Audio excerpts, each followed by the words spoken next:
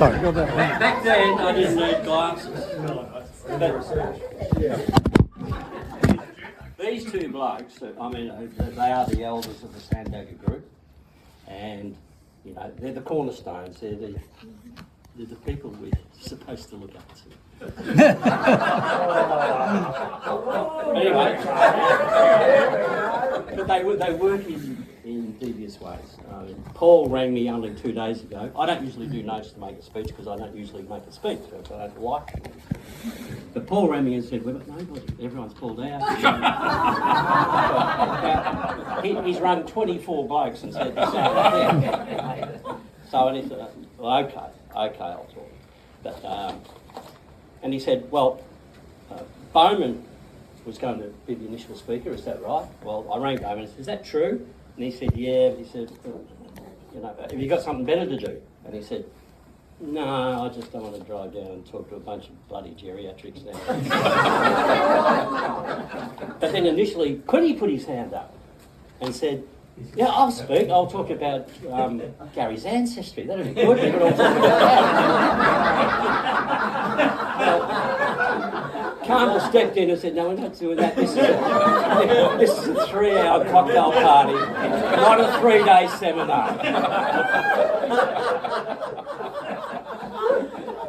Now, we'll get around to gas in a minute, but you know we're all here, and Thursday afternoon, high season, holiday season on the peninsula is it's a funny time. It's hard for some people and not for others. But firstly, a huge thanks to Stevie Gray, who had to rearrange his calendar because he was supposed to leave this morning on a 6-week Mary's Vineyard Championship Trophy tour around the tour.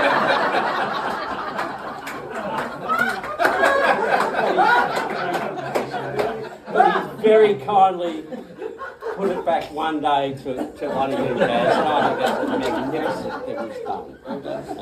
Likewise, Paul, you know, this is Thursday this week. Friday last week, he didn't turn up to his own bloody golf tournament. And he's on his deathbed. Yes, He's got out of bed to be here to drink Garry's Red, because if you're all at Paul's idea, the rocket fuel he served up to us was absolutely... I got rid of a lot, huh?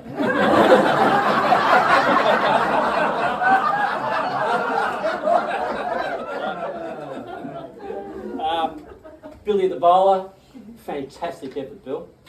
If you don't know, Billy turned 77 yesterday. He's come straight from the party, no sleep, back here, and he's right in the queue behind everyone else to Garry's Red. Don't worry about that. Okay. Now Frank Apraya is another one. Every year Frankie goes to Yarrawonga on the golf tournament with other mates outside of the Sandbaggers. He was due to leave this morning.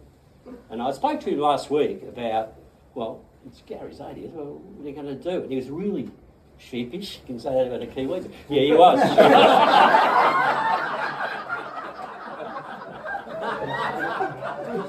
I said,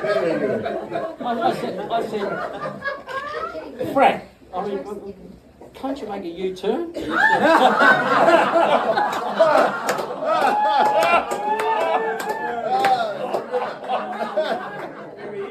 And he said, "I don't think so, but I can make its eyes water."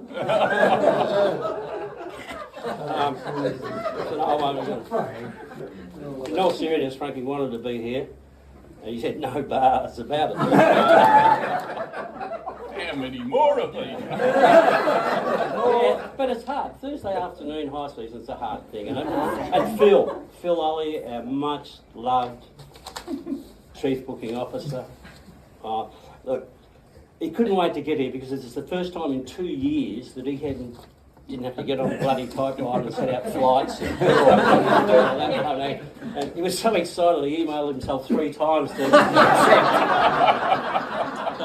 He can't wipe the smile off his face these days. I was playing with him the other day, he looked like Jim Carrey.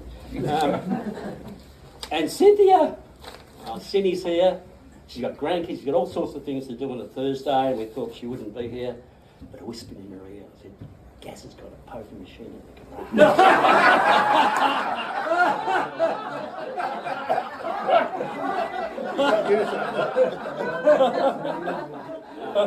Carmel told me she was here just after breakfast. Look, a special. A lot of you weren't here 5 years ago at his 75th, but Barry McGuinness was.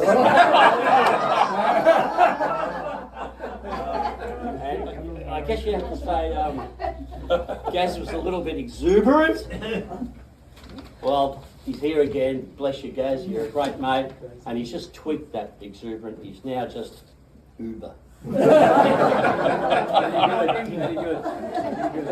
Look, Greg Byrne, Wayne Thornton wanted to go fishing. I said, you can't do that. This is the biggest fish in the sandbag. And they agreed. And even me, you know, I bowl every Thursday afternoon, but wouldn't miss this for my Tory mentor, Gazza. I love it. Now, that's all the other level. What do we say there, Gaz?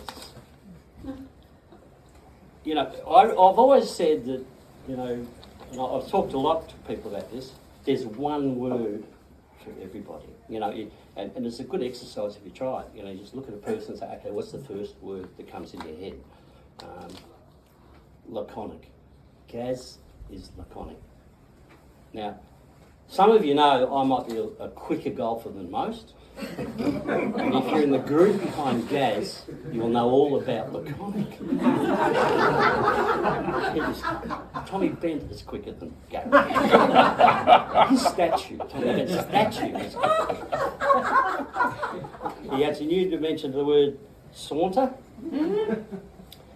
Now, a measure of the speed to which Garry does things is that we're celebrating his 80th birthday, which is a magnificent thing. He turned 80 105 days ago.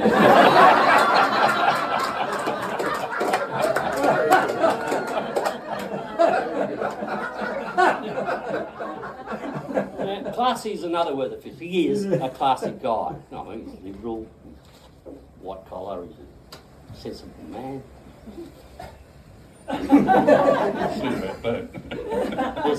There's our other octogenarian elder, the duplicitous, so-called latest stalwart, who rips around this peninsula in his big fat Merc, He's double block. runs his own golf tournaments, and tells everybody that Garry is nothing but the Harlem end of Sorrento.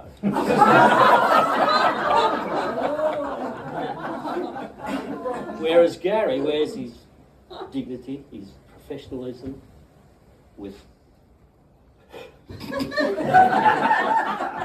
blue chip dignity in his white collar world.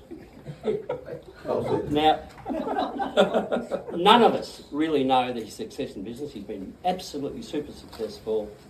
He's been on more billboards than Mick Fanning and Steph Gilmore compared.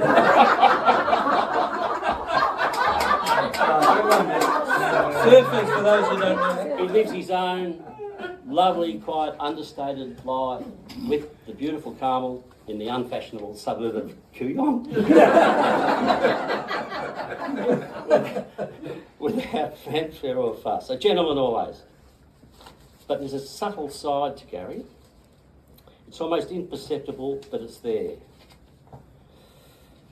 Well, virtually all the sandbags in our group, this is true. We hope each other does well on the golf course. We do. But Garry wants you to lose. And he wants you to lose as badly as possible. He does. To those of you whose witness his macabre sense of fun, it's an unbelievable sight to see Garry on those given Friday afternoons when Tony and Quinny and all the guys, they play for money. And I've got about 5 or 6, 7 photos of the moment when Garry has won this day and the money's got. And this exquisite look of pleasure on his face. It's like a higher form of masturbation. It is absolutely magnificent. Look, I've gone on too long, I know. Yeah. But you know, we've done this journey. I mean, for Garry, to be celebrating this birthday, we've got to realise that he jumped from the 60s to 80 under the Dan Andrews regime.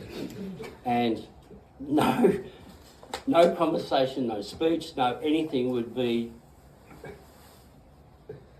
full, complete, without these two great friends being so diametrically opposed about one person. Now we've done the Ubers, you know, those great times when that shithead locked us up and we couldn't play golf. I'm sorry, your bloke. You know,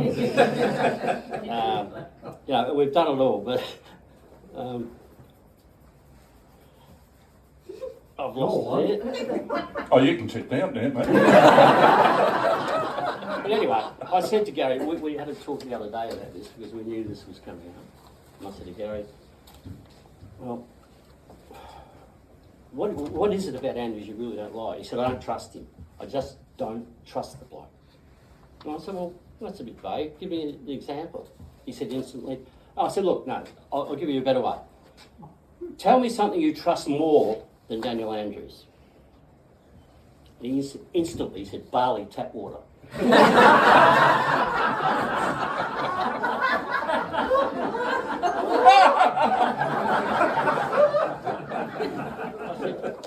That doesn't say much about Billy. And I said, well, okay, is that it? He said, no, there's nothing. I said, well, what else? He said, emails from Kenyans who tell you you've won money. No, I trust them more than I want Dan.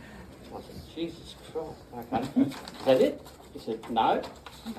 And you don't often see Garry fire up, but he fired up this time. He said, well, and he's getting steamed up. And he said, look, I trust Michael Jackson with my grandkids. I trust Harvey Weinstein at an audition.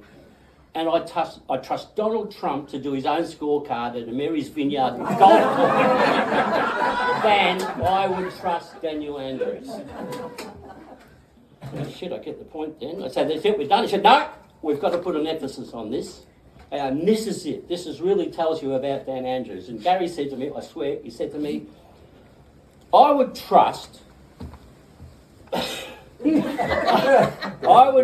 Paul O'Connor to fart during his gastro bout. Oh, that I would Daniel Andrews. I said, shit, Baz, I get the message. But anyway, we're here for fun. It's been a wonderful 5 or 6 years that I've been a sandbagger. We've grown from 4 or 5 to 24 or 5, and it's been a wonderful journey, and I love being your friend, and I wish there were more Tories in the group.